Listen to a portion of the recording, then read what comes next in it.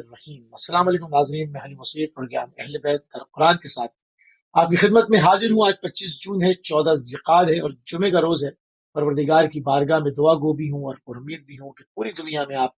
جہاں کہیں بھی ہوں گے صدقے میں محمد و آل محمد علیہ السلام کے خیر و عافیت ہوں گے۔ ناظرین، آپ کو ہمارے پروگرام کے فارمیٹ کا علم ہے، اس میں ایک سلسلے وار گفتگو جو ہے وہ ہماری جاری گساری ہے، جس میں ہم نے پچھلی دفعہ جو نشست تھی اس میں جو ہے وہ قرآن کے اندر جہاں کہیں بھی اہل بیت علیہ السلام کا ذکر ہے اس کو ہم نے تسلسل کے ساتھ ایک ترتیب وار سلسلہ رکھا ہے، جس میں ہم جو ہے وہ آپ کو پیش کر رہے ہیں۔ وہ تمام ذکر ہم نے اس سے پہلے والی نشست کے اندر مالک یوم الدین اور مقام اہل بیت ایاک نستعین اس کے اندر، اور اہدنا الصراط المستقیم میں صراط مستقیم کون ہے، اور ہماری گفتگو جا کے ختم ہوئی تھی یہ قرآن میں انعام یافتگان کون ہے۔ اپنی گفتگو کو مربوط کریں گے اور ہمیشہ کی طرح آپ کی پسندیدہ ترین شخصیت ہمارے ساتھ موجود ہے۔ آپ کی شخصیت کسی تعارف کی محتاج نہیں، آیت اللہ سید نسیم عباس نشوی صاحب نجف اشرف عراق سے ہمارے ساتھ قبلہ آپ کو پروگرام میں ایک مرتبہ پھر خوش آمدید کہیں گے اور آپ کی خدمت میں سلام عرض کریں گے۔ علیکم السلام ورحمۃ اللہ وبرکاتہ۔ جی مفتی صاحب سلامت رہیں۔ جزاک اللہ قبلہ۔ قبلہ جہاں پر ہماری گفتگو رکی تھی کہ سورۃ الفاتحہ میں بات ہو رہی تھی کہ انعام یافتگان کے اوپر بات ہو رہی تھی، تو تھوڑا سا جو ہمارے نئے ناظرین ہیں اور جو ہمارے ساتھ پچھلے پروگرام سے اس وقت مربوط ہو رہے ہیں، تو ان کو تھوڑا سا ریفریش کرنے کے لیے اذہان کو تھوڑی سی گفتگو کو مربوط فرما دیجیے قبلہ۔ اعوذ باللہ من الشیطان الرجیم، بسم اللہ الرحمن الرحیم، الحمد للہ رب العالمین، والصلاة والسلام علی اشرف الانبیاء وعلی آلہ الطیبین الطاہرین واللعنۃ الدائمہ علی اعدائہم اجمعین، اما بعد فقد قال اللہ سبحانہ وتعالی فی کتابہ المجید، بسم اللہ الرحمن الرحیم، صراط الذین انعمت علیہم غیر المغضوب علیہم ولا الضالین۔ یہ جو آخری آیات ہیں، جیسے کہ آپ نے انٹروڈکشن کروایا کہ سلسلہ وار گفتگو جاری ہے، اور جب نماز کے اندر یا سورہ فاتحہ کسی بھی سچویشن میں انسان جب اس کی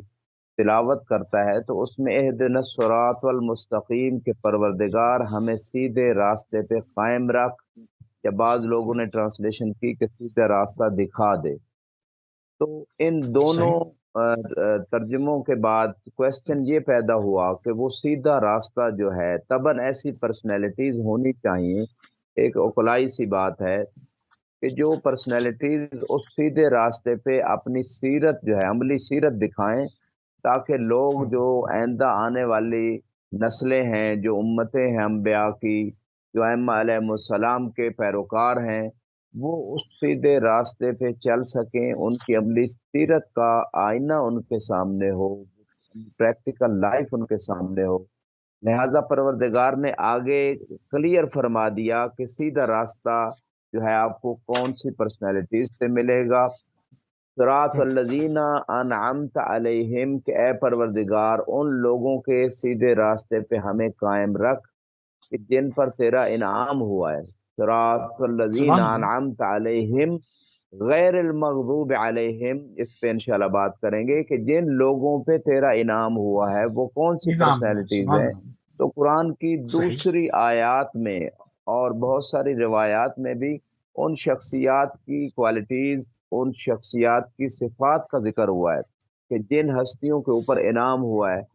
اب ان آیات کی کچھ تلاوت کرتے ہیں، جیسے کہ پچھلے پروگرام سے جو ریلیٹڈ بات، تاکہ کنیکٹڈ ہو جائے پچھلی باتیں بھی اور موجودہ۔ اس میں تفسیر طبرسی مجموع البیان میں بھی یہ بات موجود ہے، اور تفسیر امام عسکری علیہ السلام میں بھی، جس میں امام علیہ السلام فرماتے ہیں کہ اہد صراط الذین انعمت علیہم سے مراد اے قولوا اہدنا صراط الذین انعمت علیہم بالتوفیق لدینک وطاعتک، کہ جن پر تو نے انعام کیا، ایک تو انہیں تیرے دین کی توفیق ملی اور تیری اطاعت کی پروردگار توفیق ملی۔ وَهُمُ الَّذِينَ قال اللہ تعالی، وہ کون لوگ ہیں جن پہ اللہ کا انعام ہے۔ وَمَن يُطِعِ اللَّهَ وَالرَّسُولَ فَأُولَٰئِكَ مَعَ الَّذِينَ أَنْعَمَ اللَّهُ عَلَيْهِم مِّنَ النَّبِيِّينَ وَالصِّدِّيقِينَ وَالشُّهَدَاءِ وَالصَّالِحِينَ وَحَسُنَ أُولَٰئِكَ رَفِيقًا۔ کہ جن لوگوں نے اللہ اور رسول کی اطاعت کی یہ وہ لوگ ہیں، ایسے لوگوں کے ساتھ یہ لوگ ہوں گے جنہوں نے اللہ اور رسول کی اطاعت کی، ایسے لوگوں کے ساتھ ہوں گے جن پر اللہ نے انعام کیا ہے۔ وہ کون سی ہستی ہیں جن پر اللہ کا انعام ہے؟ نبیوں میں سے ہیں، شہداء میں سے ہیں، نیک لوگوں میں سے ہیں، اور ایسے لوگوں کی رفاقت اور صحبت، کیا خوبصورت صحبت اور رفاقت ہے۔ یہ تو تھا قرآن کے حوالے سے کہ کن لوگوں پہ انعام ہوا ہے۔ انبیاء پہ انعام ہوا ہے، سچوں پہ ایمان ہوا ہے، شہداء پہ ایمان ہوا ہے، صالحین پہ ایمان جو ہے اللہ کی طرف سے انعام ہوا ہے۔ پچھلی گفتگو میں بھی میں نے عرض کیا تھا کہ اگر غدیر کی بات کو ہم دیکھیں، وہ ان آیات کو دیکھیں، الیوم اکملت لکم دینکم واتممت علیکم نعمتی، کہ اعلان ولایت اہل بیت کے بعد جو غدیر پہ ہوئی، اللہ سبحانہ تعالیٰ کے فرما رہا ہے کہ آج میں نے تمہارے دین کو بھی مکمل کر دیا اور نعمتوں کو تمام کر دیا۔ تو گویا رسول اسلام صلی اللہ علیہ وآلہ وسلم کی امت اور شریعت کے دائرے میں اگر ہم دیکھیں تو یہ بات اظہر من الشمس ہے کہ اس امت کے لیے رسول اسلام اور ان کے اوصیاء، ان کے جانشین، ان کی اہل بیت امت کے لیے، انسانیت کے لیے نعمت قرار دیا گیا ہے۔ اور بلکہ اس مقام پہ میں یوں کہوں کہ امام صادق علیہ السلام نے ایک مرتبہ ابو حنیفہ سے پوچھا، جس نے 2 سال امام صادق علیہ السلام کی شاگردی میں اختیار کی اور بھی موجود ہے، لولا سنتان لحلق النعمان، کہ اگر میں امام صادق علیہ السلام کا 2 سال ان کی شاگردی میں زانو تلمس طے نہ کرتا تو میں جو ہے ہلاک ہو جاتا۔ تو یہ کوئی نئی بات نہیں ہے، بلکہ سابقہ ادوار میں بھی ائمہ علیہ السلام سے لوگوں نے دین سیکھا اور یہ کہتے ہوئے نظر آئے کہ اگر علی نہ ہوتے تو فلاں ہلاک ہو جاتا۔ تو یہ باتیں یعنی تسلسل سے تاریخ میں آ رہی ہیں۔ اور امام علیہ السلام نے جب یہ بات جو ہے اس شخص سے کہا کہ آپ اس آیت کے بارے میں ذرا بتائیں کہ میں نے سنا ہے آپ قرآن کی تفسیر کرتے ہیں، تاکہ امام یہ اس بات پہ متوجہ فرمانا چاہ رہے تھے کہ تفسیر بالرائے نہ کیا کرو۔ اور امام نے مختلف اسئلہ کیے، لمبی گفتگو ہے، مختصر یہ اس آیت کے بارے میں امام نے سوال کیا، وَيَوْمَئِذٍ لَتُسْأَلُنَّ عَنِ النَّعِيمِ، کہ روز قیامت نعمتوں کے بارے میں ضرور سوال ہوگا۔ تو ابو حنیفہ نے جواب دیا کہ کھجور ہے، کچھ اور اس طرح کی چیزیں ذکر کی۔ تو امام علیہ السلام نے فرمایا کہ خدا بڑا رحمان و رحیم اور کریم ہے، وہ اگر کوئی بھی کریم جب کسی کو کھلاتا ہے تو کھانے کا حساب نہیں لیتا، لہذا جس نعمتوں اور جن جن نعمتوں کے بارے میں خدا نے لازمی کویسچن اور سوال کی بات کی ہے قرآن میں، وہ کیا ہے؟ ولایتنا اہل البیت، کہ ہم اہل بیت کی ولایت کے بارے میں لازمی سوال ہوگا، اور وہ نعمتیں جو ہیں وہ ہماری ولایت ہے۔ لہذا اس مقام پہ کہنا یہ چاہوں گا کہ رسول اسلام کی امت کے لیے جو سب سے بڑی نعمت قرار دی گئی ہے اور جس نعمت کے بارے میں سوال ہوگا روز قیامت بھی، وہ اہل بیت علیہ السلام کی امامت و ولایت کا عقیدہ ہے۔ اور بلکہ ایک اور آیت میں بھی واقفوہم انہم مسئولون، اہل تسنن کے مصادر نے بھی لکھا، تشیع کے مصادر میں بھی، کہ روز قیامت لوگ کچھ اپنے اعمال کے گھمنڈ میں جنت جانے کی خواہش میں ہوں گے تو آواز قدرت آئے گی کہ ان کو روکو، ابھی ان سے سوال کیا جانا ہے۔ تو تفاسیر میں موجود ہے یسأل عن ولایت علی ابن ابی طالب، اس وقت بھی جو سوال ہوگا وہ اسی نعمت کے بارے میں ہوگا کہ علی علیہ السلام کی ولایت کے بارے میں سوال ہوگا۔ اب میں کہنا یہ چاہتا ہوں کہ اس آیت میں بھی ان لوگوں کے راستے پہ چلنے کا اللہ نے حکم بھی دیا ہے، اور دوسری آیت میں بھی کہ جو اللہ اور رسول کی اطاعت کرے گا تو یہ ہستیاں جن کا ذکر آیت میں انعام یافتہ ہیں، ان کے ساتھ جنت میں ہوگا۔ بعض اوقات انسان جنت میں تو چلا جائے گا، لیکن بلند ترین مرتبے میں، بلند ترین مقام پہ جہاں انبیاء ہوں گے، جہاں ائمۃ الہدیٰ ہوں گے، وہاں پہنچنا یہ بہت بڑا کمال ہے۔ اس کے لیے 2 کام کرنے پڑیں گے، ایک اللہ کی اطاعت اور اللہ کے رسول کی اطاعت۔ اب انبیاء انعام یافتہ ہیں،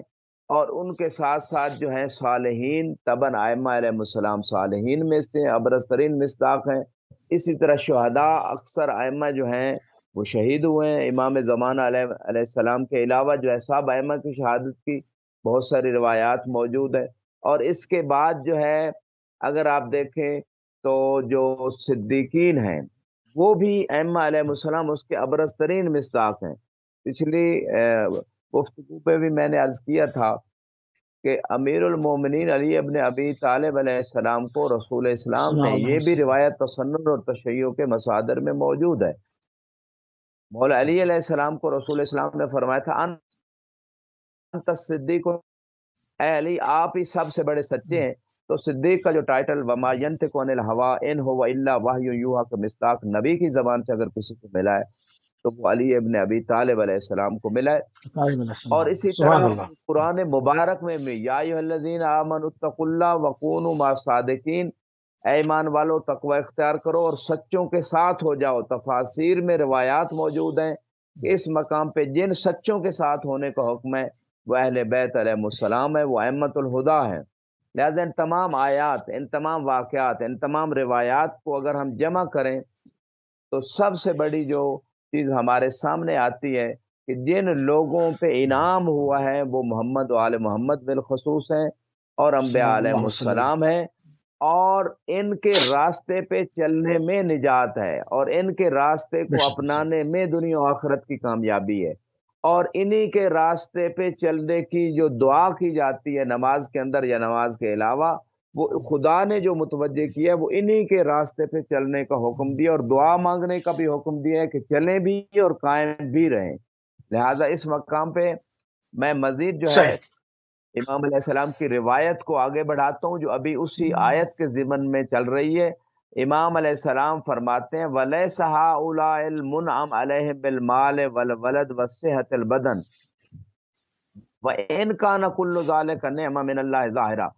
کہ یہ جن ہستیوں کا قرآن میں ذکر ہو جن پہ اللہ کا انعام ہوا ہے، یہ ان نعمتوں کا سبحان ذکر اللہ۔ نہیں ہے کہ مال، اولاد، صحت، اگرچہ یہ بھی ظاہری طور پہ نعمتیں ہیں لیکن اس مقام پہ نعمتیں ان ہیں۔ نعمتوں کی بات نہیں ہے۔ الا ترون ان هؤلاء قد یکونون کفارا او فساقا، کیا آپ کو پتہ نہیں ہے کہ اولاد، صحت، مال یہ تو فاسق، بے دین اور کافر کو بھی ملتی ہے۔ فما نتبتم الى ان تدعوا بان ترشدوا الى صراطهم وانما امرتم بالدعاء بان ترشدوا الى صراط الذين انعم عليهم بالايمان بالله والتصديق برسوله وبالولایت الطاہرین، کہ امام علیہ السلام فرماتے ہیں کہ یہ جو تمہیں دعا کا حکم وہ خدا نے دیا ہے، اس میں خصوصی طور پہ اس بات کا کہ تمہیں ہدایت ہو ان لوگوں کے راستے پہ چلنے کی کہ جن پہ انعام ہوا ہے۔ انعام کس ذریعے سے ہوا ہے کہ اللہ پہ ایمان ہے، رسول کی تصدیق ہے، اور محمد اہل بیت محمد کی ولایت پہ ایمان ہے۔ وبالتقی الحسن سبحان التی اللہ، سبحان یسلم اللہ۔ بہا من شر عباد اللہ، اسی طرح ان لوگوں کا جو ہے اس بات پہ بھی ایمان ہوتا ہے کہ وہ ایسے اچھے تقیہ کو اختیار کرتے ہیں جس سے لوگوں کی شر سے بچ سکیں۔ ومن زیادہ فی آسام اعداء اللہ وکفرہم بان تداریہم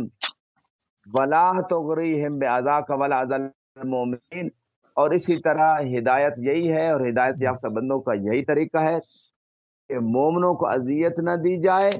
اور کافر اور منافقین کے ساتھ مدارات نہ کی جائے۔ وبالمعرفت بحقوق سبحان الاخوان من المؤمنین، اسی طرح مومن بھائیوں کے حقوق کی معرفت ہونی چاہیے۔ فإنه ما من عبد ولا امة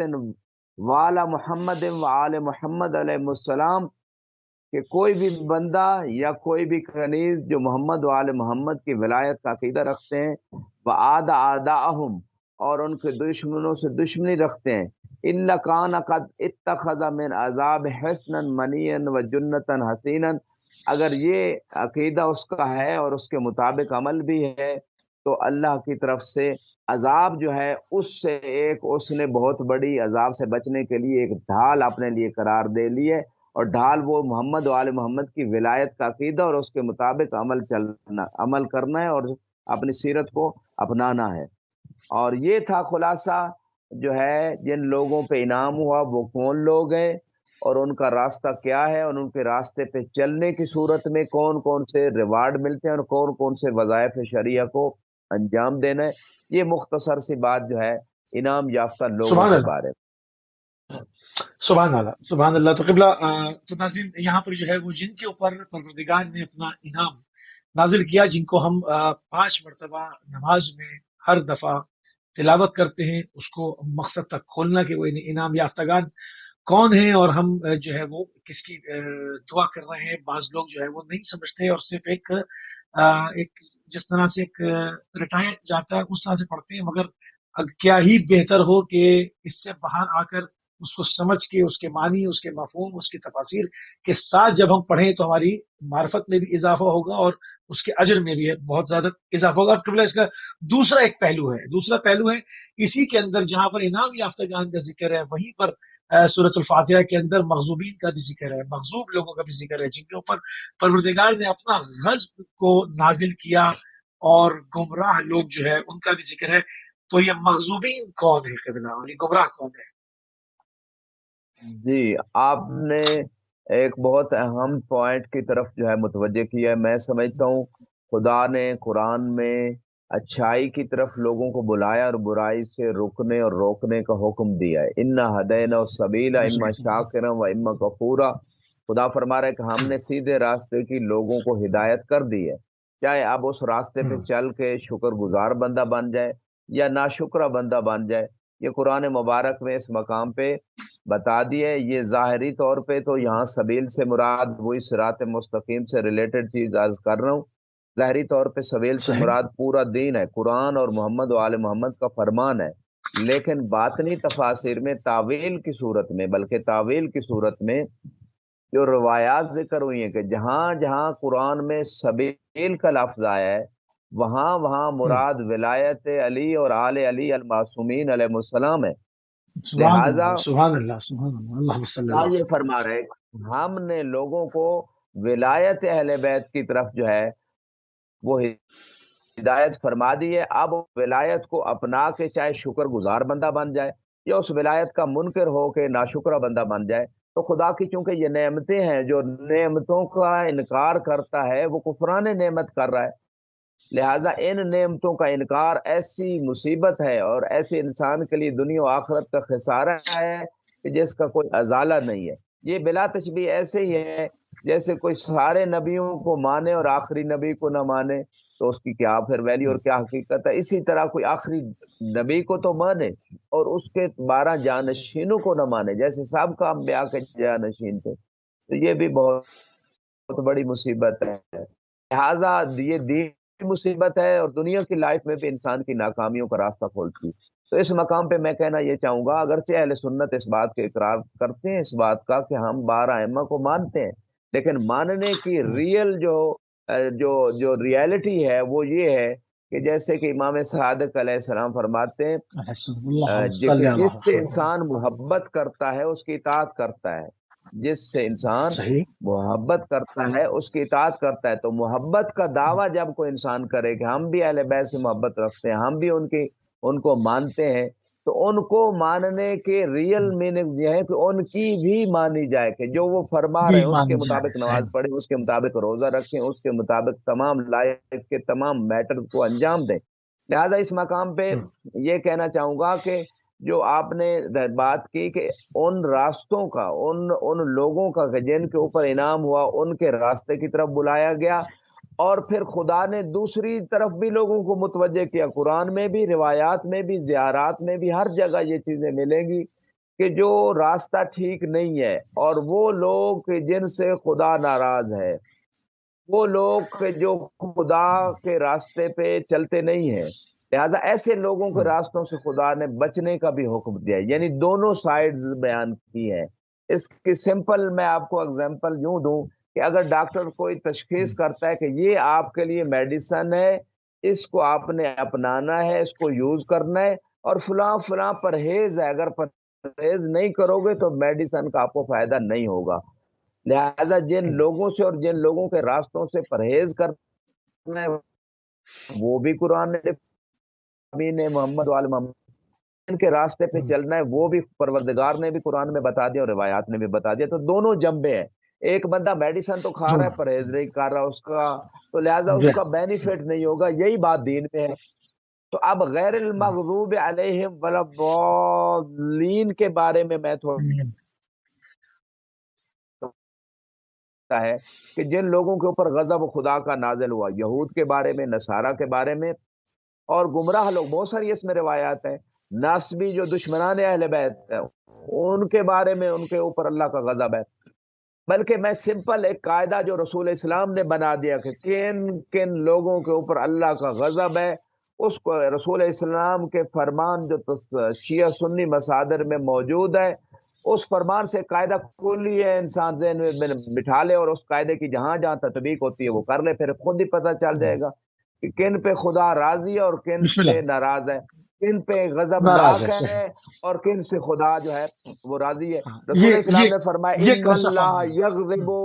لغضب فاطمہ ویرضی لرضاها، کہ اللہ سبحانہ وتعالی ہر اس پہ غضب ناک ہے جس پہ جناب فاطمہ غضب ناک ہے، اور ہر اس سے راضی ہے جس سے جناب فاطمہ راضی ہیں۔ تو جناب فاطمہ کی رضا میں رسول کی رضا ہے، رسول کی رضا میں اللہ کی رضا ہے۔ اسی طرح جس پہ جناب فاطمہ غضب ناک ہے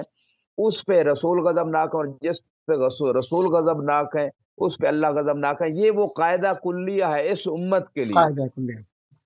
صحیح۔ لہٰذا سبحان اللہ، امت اگر یہ چاہتی ہے تو سب سے پہلے جناب فاطمہ کو راضی رکھے، اور جناب فاطمہ کو ان کی زندگی میں بھی راضی رکھنا ضروری تھا، زندگی کے بعد بھی۔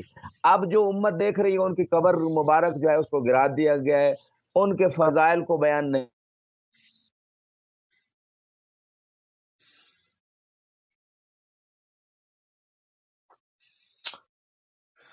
جی ناظرین، لانگ ڈسٹینس کال ہے، اور انشاءاللہ دوبارہ جیسے ہمارا رابطہ جو ہے قبلہ کے ساتھ جڑ جاتا ہے، بہت ہی اہم گفتگو ہو رہی ہے کہ جو مغضوبین ہیں، جو کلام پاک کے اندر، جو قرآن کے اندر جن کو پروردگار نے مغضوبین قرار دیا ہے، یقیناً ہمیں ان کی شناخت ہونی چاہیے۔ جو انعام یافتگان ہیں ہمیں ان کی شناخت ہونی چاہیے، بغیر شناخت کے جو ہے وہ چاہے آپ کوئی بھی عبادت سر انجام دیں گے۔ اور یقیناً جہاں بات سورہ فاتحہ کی ہو رہی ہے تو یہ سورہ الحمد جو ہے یہ ہم ہر نماز میں پڑھتے ہیں، ہر نماز کے اندر اس کی تلاوت جو ہے وہ کی جاتی ہے، اور اگر اس کے ہی اندر جو اس کے معنی و مفاہیم ہے اگر ان کا صحیح سے ادراک انسان کو نہ ہوگا، نہیں معلوم ہوگا کہ جس پر ہم دعا مانگ رہے ہیں پروردگار سے کہ تو ان پر ہمیں قائم رکھ، تو ہمیں ان کے راستے پر چلا، تو ہمیں ان کا راستہ دکھا جن کے اوپر تو نے اپنا انعام جو ہے وہ رکھا ہے، جن کے اوپر اپنا انعام نازل کیا ہے، اور ہمیں معلوم نہ ہوگا کہ وہ کون لوگ ہیں، ان کی صراط کیا ہے، ان کا راستہ کیا ہے، وہ کون تھے، ان کا طور طریقہ کیا ہے، ان کی بتائی ہوئی تعلیمات کیا ہے، ہم نے کس طرح چلنا ہے، تو پھر ہم یہ دن میں 5 مرتبہ جو ہے وہ اس کی تلاوت آخر کر رہے ہیں تو کیوں کر رہے ہیں، یہ ہم نے اپنے آپ سے سوال کرنا ہوگا۔ تو انعام یافتگان کی جانب جو ہے وہ اشارہ ہوا کہ وہ انبیاء ہیں اور محمد و آل محمد علیہ السلام ہیں، اور ان کی تعلیمات کیا ہیں یقین سب کو معلوم ہے۔ تو ان کی تعلیمات کے اوپر عمل کرنا ہے، ان کی تعلیمات پر عمل کرتے ہوئے کلام پاک کے ذریعے سے، کیونکہ انہوں نے صاف صاف کہا ہے کہ ان کی کوئی بھی حدیث جو کہ قرآن سے الگ جا رہی ہے وہ ان کی حدیث نہیں ہے، اس کو یہ ضرور الجدار، اس کو دیوار کے اوپر مار دینا چاہیے، وہ حدیث ہے ہی نہیں، سوائے اس کے کہ جو انہوں نے فرمایا وہ قرآن کے ساتھ ہے، اور قرآن اہل بیت علیہ السلام کے ساتھ ہے۔ پھر رسول کریم صلی اللہ علیہ وآلہ وسلم نے بھی فرمایا کہ میری اہل بیت اور قرآن یہ جدا نہ ہوں گے، اور یہاں تک کہ روزے سورہ یعنی کہ حوض کوثر پر جو ہے وہ مجھ سے ملاقات کریں گے، تو ان کے اندر کسی صورت سے جو ہے وہ آپ جدائی نہیں دیکھیں گے، نہ اس میں کلام میں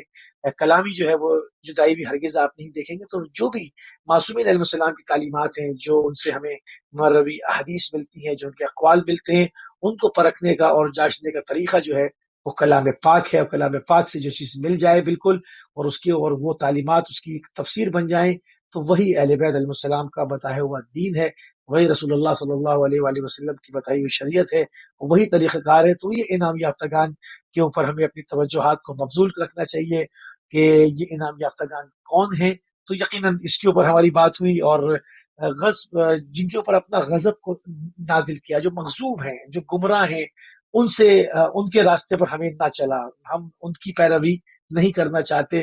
اور اگر انسان یہ دعا مانگ رہا ہو اور اسے صرف اس وجہ سے کہ چونکہ شناخت نہیں ہے اور بہت ساری جگہوں پہ مغضوبین کی ہی پیروی کر رہا ہو، تو کتنی خطرناک بات ہے۔ بہت ساری جگہوں پر گمراہوں کے پیچھے دنیاوی جو لیڈرز ہیں وہ گمراہ ہوں، ان کا راستہ गुमराही की जानिब हो, जिनसे वो दीन ले रहा हो, वो खुद गुमराह हो, वो खुद कंफ्यूज हो, वो खुद अहले शक हो, वो अहले यकीन ना हो, तो एक ऐसा इंसान जो उनसे उनके पीछे चल रहा है, वो उसको उसी खाई में ले जाकर गिरेंगे जिसमें वो खुद गिर रहे हैं, उसमें उसको भी गिरा देंगे। तो इन तमाम चीजों का जो है इंसान के ऊपर जाहिर होना, इन तमाम चीजों का इंसान के ऊपर अफशा होना इंतहाई जरूरी है। हालांकि आप देखें कितनी बुनियादी सी चीज है कि हम इसको नमाज में 5 मरतबा जो है 5 नमाजों में जो है तिलावत करते हैं। मगर अगर आप इस पर रिसर्च करें थोड़ी सी और लोगों से सवाल करें, तो आपको अंदाजा हो जाएगा कि लोगों को जो सूरत अल-हम्द याद कराई जाती है, वो बहुत सारे ऐसे लोग हैं जिनको उसका उर्दू तर्जुमा या अपनी अपनी जबान में उसका तर्जुमा भी नहीं आता, ना कि कुछ उसकी तफसीर और इनाम याफ्तागान कौन है, मखजूबीन कौन है, गुमराह कौन है, किन से खुदा गजबनाक है, किन के रास्ते पर नहीं चलाना चाहता, किन के रास्ते की पैरवी करने का हुक्म है। ये तो तफसीर के मामला आते हैं, यहाँ तक तो लोग अमूमन नहीं पहुंचते। एक अक्सरियत जो है वो अपनी अपनी जबानों में उसका तर्जुमा भी नहीं जानती, और वो सिर्फ जो आयात है उसको पढ़ के समझते हैं कि हमने अपना फर्ज पूरा कर लिया और हमने नमाज पढ़ ली। नमाज यकीनन आपकी हो जाएगी, मगर जिस वजह से आपको बार बार तकरार कराई जा रही है, बार बार उसको दिन में 5 मरतबा बुलाया जा रहा है और एक ही चीज पढ़वाई जा रही है, आखिर उसकी कोई वजह होगी, उसके अंदर कोई हसासियत होगी, उसके अंदर कोई सेंसिटिविटी, इतनी चीज उसके अंदर, ऐसा कोई राज, ऐसा खजाना,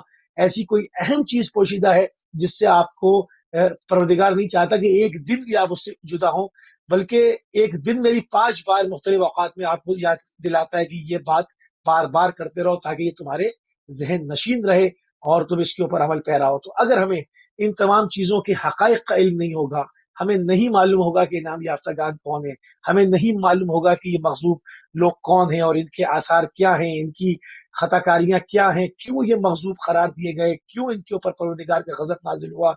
वजूहात क्या हैं, और इसमें से कितने ऐसे लोग हैं जो दीनी लिबादे के अंदर आकर अपने आप को दीनी शिनाख्त के साथ लोगों को मजीद गुमराह कर रहे हैं। तो ये बहुत ही खतरनाक बात होगी कि इंसान कहीं पर भी जो है वो किसी को भी मजहबी लिबादे के अंदर जो है वो एक मजहबी रहनुमा समझकर उससे दीन लेकर उसकी पैरवी करना शुरू कर देगा। तो इन तमाम चीजों को समझना, इसकी गहराइयों तक जाना, इसी वजह से हमने इस प्रोग्राम को तरतीब दिया कि अहले बैत अलैहिस्सलाम का जिक्र कुरान में जहां जहां है उसको बाकायदा एक पूरी तसलसल के साथ, एक पूरे एक सिलसिले के साथ, उसको बहुत ही उसके ऊपर टाइम देकर दिक्कत के साथ उन तमाम चीजों को खोल खोल कर आसान और सलीस जबान में आप तक पहुंचाया जाए, ताकि आप देखें कि आज जो हमारी बात हुई तो ये एक बुनियादी सी चीज है, यानी सूरत अल हम्द की आप इस जमाने से तिलावत कर रहे होंगे। इसमें बहुत सारे लोग वो लोग होंगे जिनको वाकई में या तो तर्जुमा नहीं पता या इनका नहीं पता कि ये इनाम याफ्तागान कौन है और मखजूबीन कौन है, और वो इस वक्त वो सोचेंगे ये कि हम कब से इसको पढ़ रहे थे और हमें नहीं पता कि हम जिस चीज की दुआ मांग रहे हैं क्यों मांग रहे हैं, और जिससे हम दूर हटने कह रहे हैं तो क्यों हट रहे हैं जब हम जानते ही नहीं। ये बिल्कुल ऐसा है कि इंसान नींद की कैफियत में हो और दुआ मांग रहा हो, इंसान सोने की कैफियत में हो और वो कुछ चीज परवरदिगार से मांग रहा हो। यकीनन परवरदिगार तो सुन रहा है, वो तो सुनने वाला है, मगर आप अपने होशो हवास इंसान जब काबू में रखता है तो वो तमाम चीजें मिच्योर्ड होती हैं, उसके आदाब होते हैं, उसकी बारगाह में जाने के आदाब हैं, उससे दुआ मांगने के आदाब हैं, उससे कलाम करने के आदाब हैं, उससे अपनी हाजत को तलब करने के आदाब हैं, उससे उसकी बारगाह में किस तरह से क़याम करना है, किस तरह से रुकू करना है, किस तरह से सुजूद करना है, किस तरह से खलवत में उसको याद करना है, किस तरह से महफिल में उसका जिक्र करना है, किस तरह से उसके दीन को हमने लेना है, किन लोगों से लेना है, किन लोगों को और किस तरह से अपनी आने वाली जनरेशन को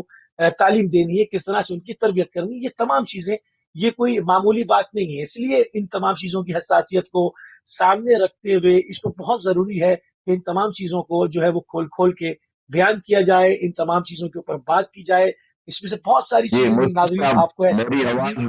जी आपको मेरी आवाज आ जी रही? जी जी जी जी मुझे आपकी आवाज आ रही है, बिस्मिल्लाह फरमाइए। जी तो जी बिल्कुल, आप माजरत हमारे साथ हैं, बिस्मिल्लाह। क्योंकि डिस्कनेक्ट हो गया, ये नेट प्रॉब्लम थी। तो बात ये आज जी जी कर रहा बिस्मिल्लाह। था कि जनाब ज़हरा सलामुल्लाह अलैहा को इस उम्मत के लिए एज ए जो है ना एक सिंबल कह लें, एक नमूना कह लें, एक उनकी शख्सियत को एक मेयार करार दे दिया गया कि ये शख्सियत अगर उम्मत पे राजी है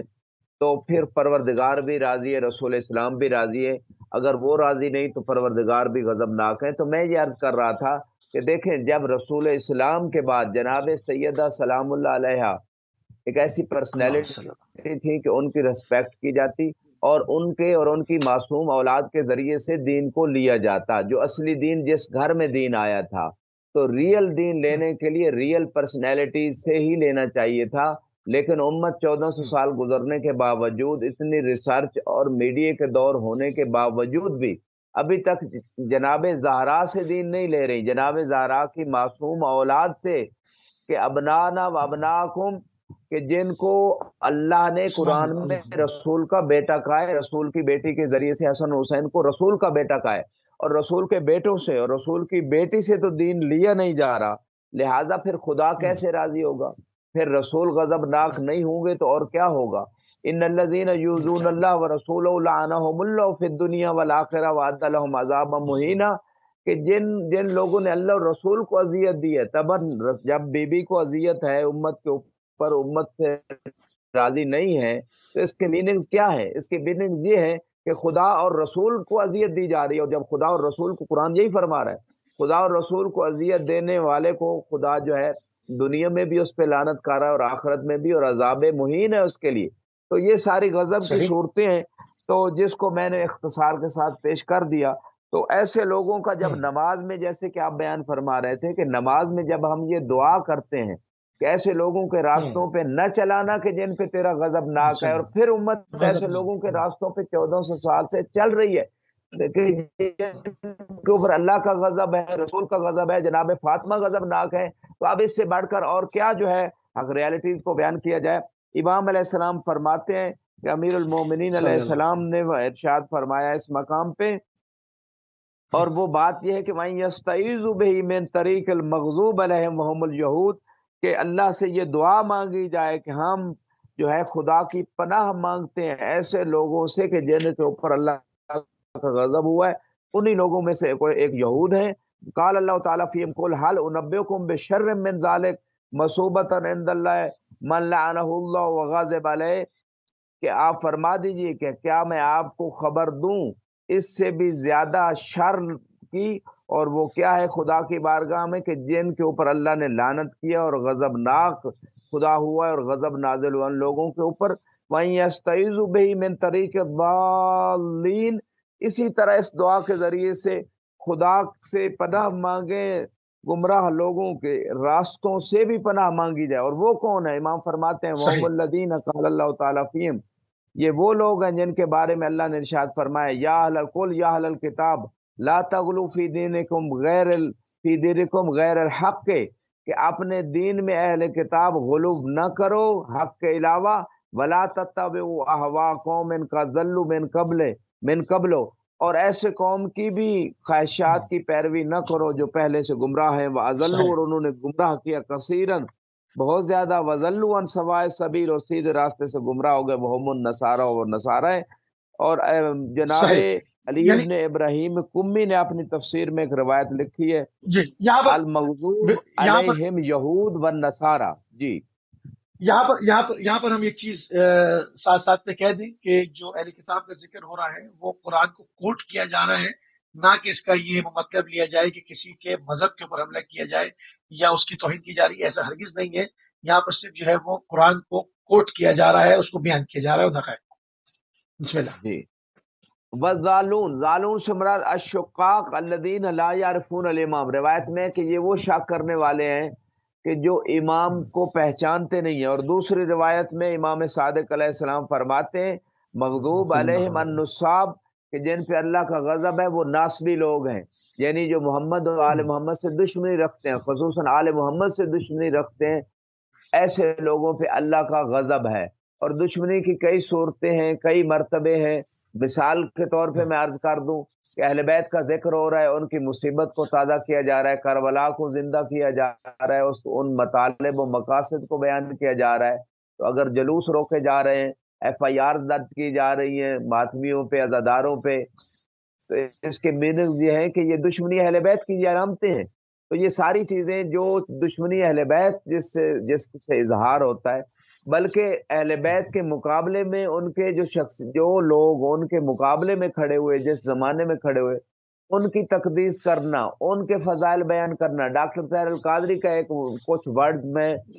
نوٹ کروں، یہاں پہ ایڈ کروں گا، جو ان کی ویڈیو موجود ہے، جس میں انہوں نے کہا کہ اگر شب عاشور اور عاشور کے دنوں میں کوئی مولوی جو ہے وہ حاکم شام کے فضائل بیان کرتا ہوئے تمہیں نظر آئے تو اس کو جوتے مارو. یہ ڈاکٹر طاہر القادری کے، اور وہ ناسبی ہے، دشمنی اہل بیت میں ایسا کر رہا ہے. میں انہی کے جملوں کو آگے بڑھاتا ہوں کہ جب بھی جہاں کہیں دیکھو کہ اہل بیت کے ذکر کو چھوڑ کے ان کو ایسے لوگوں کا ذکر کیا جا رہا ہو کہ جن لوگوں کا جو ہے وہ اہل بیت سے ہمیشہ انہوں نے جو ہے دشمنی کی اور ان کے مقابلے میں کھڑے ہوئے، ان سے جنگیں کی، ان کے چاہنے والوں کو قتل کیا، ان کے چاہنے والوں کو جہاں کہیں ان پہ اوپر زمین تنگ کر دی گئی. تو یہ ساری چیزیں میں یہ ساری علامات ہیں کہ جن سے یہ ظاہر ہوتا ہے کہ ناسبی لوگ جب جہاں کہیں ہوں گے تو ایسے لوگوں کے اوپر اللہ کا غضب ہے.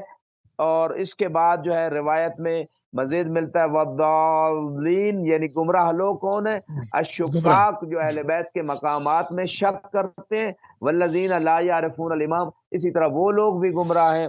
جو امام علیہ السلام کی معرفت نہیں رکھتے ہیں. یہ تھی اجمالی سی بات کہ جن لوگوں پہ اللہ کا غضب ہے اور جو لوگ گمراہ ہیں. ایک انڈین سنی عالم دین کی یہاں میں بات ایڈ کروں گا، جو انہوں نے ایک بہت بڑے اجتماع میں ویڈیو صورت میں موجود ہے. انہوں نے کہی کہ امت مسلمہ آج دنیا میں کیوں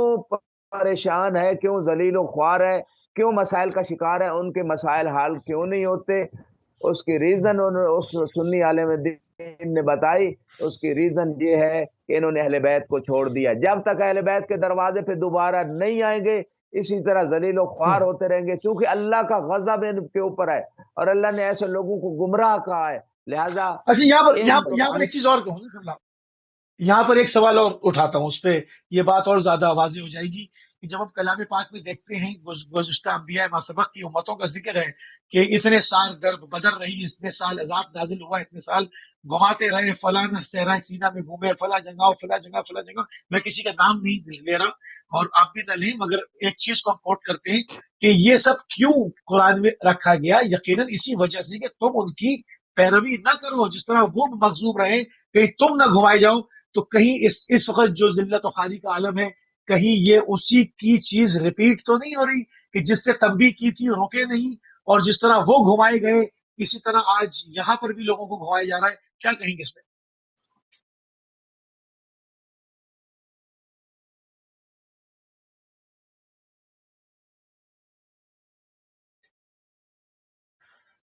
جی قبل آپ ہمارے ساتھ ہیں تو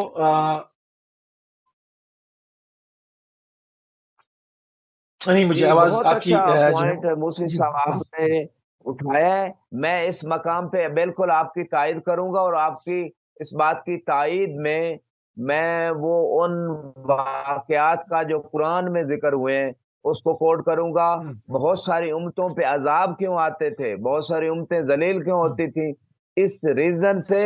کہ وہ انبیاء علیہ السلام ان کو قتل کر دیتی تھی، ان کے جانشینوں کو قتل کر دیتی تھی، ان کی تعلیمات کو چھوڑ دیتی تھی، ان کے مقابلے میں کھڑی ہو جاتی تھی. تو لہٰذا جو اللہ کے نمائندے، چاہے انبیاء ہوں یا ان کے اوصیاء ہوں، ان کے جانشین ہوں، جب ان کی تعلیمات کو چھوڑ دیا جائے، جب ان کے مقابلے میں کھڑے ہو جائیں لوگ، تو اس وقت ان امتوں پہ عذاب آ جاتا تھا. تو یہی حالت امت مصطفیٰ صلی اللہ علیہ وآلہ وسلم کی ہے. اجتماعی عذاب نہیں ہے، ٹھیک ہے. وما کان اللہ لیعذبہم وانت فیہم، اے حبیب آپ چونکہ امت کے اندر ہیں، امت پہ عذاب نہیں آئے گا. رسول اسلام کی رحمت کی وجہ سے، ان کے وجود کی وجہ سے عذاب نہیں. لیکن اسی امت کے سامنے، صحابہ کے سامنے، مسجد نبوی کے باہر سأل سائل بعذاب واقع للکافرین لیس لہ دافع، کہ ایک سوال کرنے والے نے، وہ حارث ابن نعمان فہری، مفسرین نے لکھا ہے کہ جس میں اس نے ولایت اہل بیت کا انکار کیا، علی کی امامت کا انکار کیا. تو اسی امت کے سامنے، مسجد کے باہر، صحابہ کے سامنے، اسی آیت کے ہوتے ہوئے رسول اسلام کے سامنے اس شخص پہ عذاب آیا. اور خدا نے قانون عام بنا دیا قرآن میں کہ جو بھی ولایت اہل بیت کا انکار کرے گا، امامت کا انکار کرے گا، گویا وہ رسالت کا انکار ہے. اور ایسے تمام لوگوں سے عذاب کو کوئی روک نہیں سکتا. یہ قرآن کی آیت ہے. لہذا امت آج بھی عذاب میں ہے، مانوی قسم ہے عذاب کی، ظاہری جسمانی نہ بھی ہو. یہ کورونا بھی عذاب کی ایک شکل ہے، مختلف شکلیں عذاب کی، ہدایت سے دور ہو جانا یہ عذاب کی ایک شکل ہے، مانوی اعتبار سے خدا سے دوری ہو جانا یہ عذاب کی ایک شکل ہے، اسی طرح اصلی دین سے دور ہو جانا یہ عذاب کی ایک شکل ہے، جو کہ خدا اور رسول کے حکم کو نہیں مانا گیا، اور وہ ایسا اساسی حکم ہے صحیح کہ جس پہ ہدایت کا جو ہے وہ سلسلہ باقی رہتا ہے۔ تو مختصر یہی عرض کرنا چاہتا ہوں کہ یہاں پہ امت جو ہے مختلف عذاب میں، یہاں مختلف شکلوں میں، تفرقے کی شکل میں، بے امنی کی شکل میں، فقر کی شکل میں، مرضوں کی شکل میں جو ہے عذاب میں شکار ہے۔ مختلف عذاب میں اجتماعی عذاب نہیں ہے، لیکن یہ قسم عذاب کی موجود ہے، اور روز قیامت بھی جو ہے ان کے لیے بہت بڑی مشکل ہوگی، چونکہ رسول کی بات کو ٹھکرا دیا گیا۔ بالکل صحیح، بالکل صحیح۔